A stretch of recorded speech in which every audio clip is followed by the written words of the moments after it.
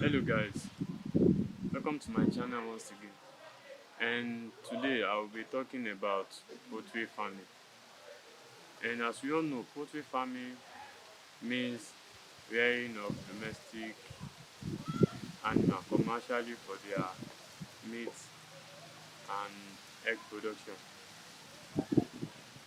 And and most common and widely domestic animals are poultry farm animals are chicken. And over 50 million chicken are being raised for their meat and production yearly. Over 50 million. And UK and US alone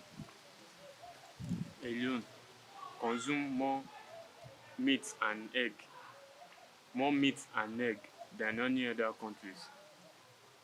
So poultry farming is a profitable business if you can go into it.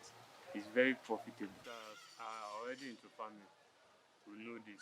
And for you that you are just starting or planning to go into agric, the chicken that lay eggs are called layers, while those that are mainly for their meat are broilers, cockerel, and so on like that.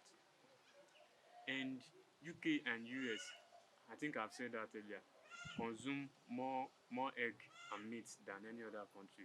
UK alone, on an average, consume over 30 million egg every day.